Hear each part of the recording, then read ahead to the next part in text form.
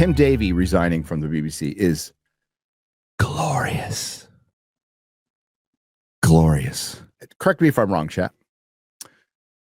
I'm guessing they made a documentary about January 6th.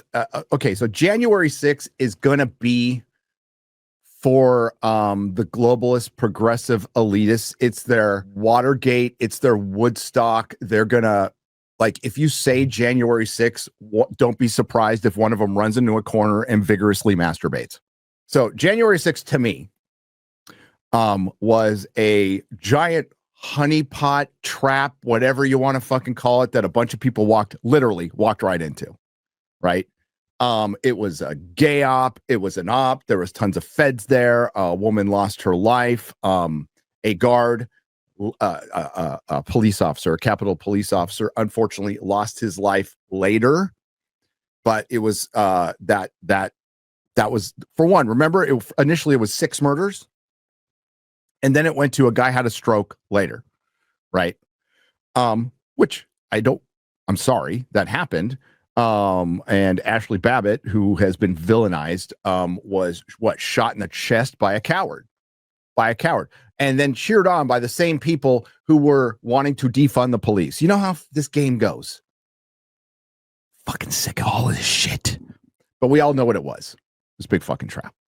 But it is going to be, they're going to make documentaries, and then they're going to go in the corner and whack off, and then they're going to whack off while they're making their documentaries. This is their porn.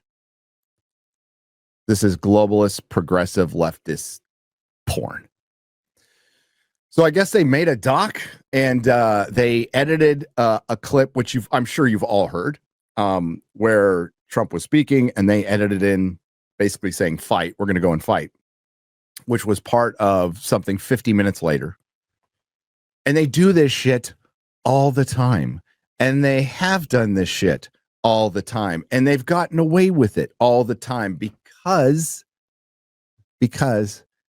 it's a big club and we are not invited in it.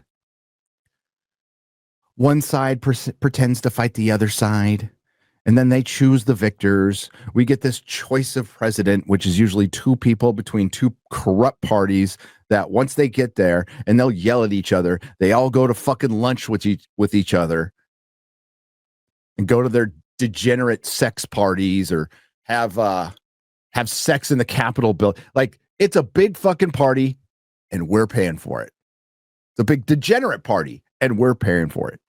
Most politicians, I don't care how they got there, it's what Washington turns them into, are pieces of shit and liars and have no intention of helping you or me, only staying in power. I think we already know this.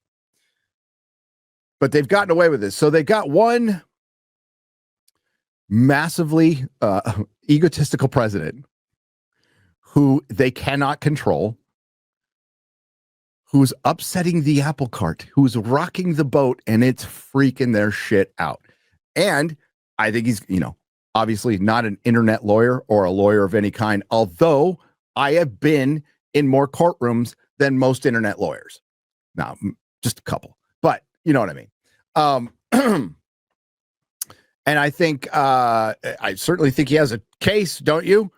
And the fact that it's the BBC, who I already don't like because they are state-run media, and they used to be really good. For state-run media, they used to be pretty good. They made some good shows, man. I grew up on that shit. They made my favorite show, Doctor Who. Probably my second favorite show, Top Gear. Top Gear, I think it gets forgotten in this fragmented era that we're in, how fucking big Top Gear was. So I just retweeted a video of Jeremy Clarkson talking about how many weekly viewers they had. Weekly viewers, guys. 350 million. That is the population of the United States. Well, known population. Pretty much.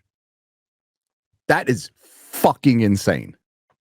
And we'll never, ever, ever see anything like that again. And they fucked it up because they didn't like Jeremy Clarkson. And they were waiting to knock him down because they thought it was the brand and it wasn't him. And it was years in the making. Disparu responded to the tweet. I can't remember the video, but there's a great video breaking down like who conspired to do it, why they didn't like it. And they just couldn't come to terms with the fact that the boss of Top Gear was Jeremy Clarkson. He made it go. He was the reason people watched. He was the reason people left and watched Grand Tour. He's the reason people watch Clarkson's Farm. And Andy Willman's involved in that too. He's always been behind the scenes. But yeah. And then they fucked up Doctor Who too. And they took something that they could have fixed easily and decided to press the agenda button and the panic button, same thing, and turn the Doctor into the first female Doctor played by Jodie Whittaker. And it was all downhill from there. Oh, and they also protected a lot of pedos. Did I forget that part? I'm sorry. They protected a lot of pedos, and not just Jimmy Savile. Inside the BBC meltdown, how a Trump lawsuit and a leaked memo brought down its top brass. A doctored clip, 2 high-profile resignations, and a political crossfire from both sides. THR unpacks the crisis. I'm sure you're going to do it about as unbiasedly as the BBC. THR. The crisis shaking the world's most trusted broadcaster. It is not the world's most trusted broadcaster. Okay. It is one of the biggest and is established. It has some competition, but the problem is, guys, we don't have any real competition.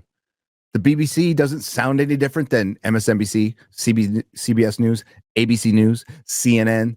They're all variations of the same thing. The only one that that went off the reservation is Fox News, and they are controlled opposition for the most part. There's a couple really good guys there. Okay.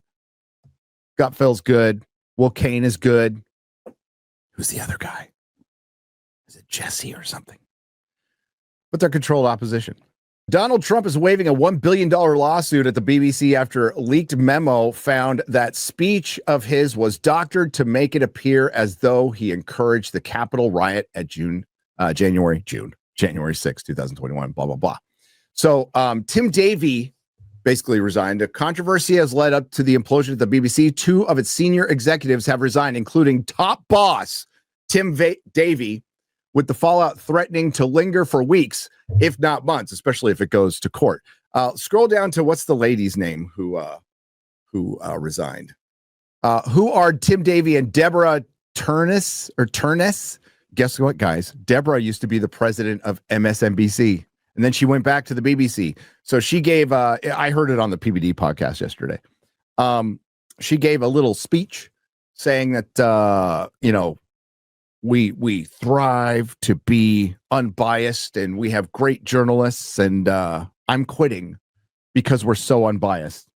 And then the reporter's like, you're quitting because you're biased. No, we're totally unbiased, and I'm totally quitting, and I have signed a severance package that doesn't allow me to say anything, so goodbye. And as talked about it on Real BBC, he said that internally, and I completely believe him, that the BBC feels like they're too right and they're not left enough.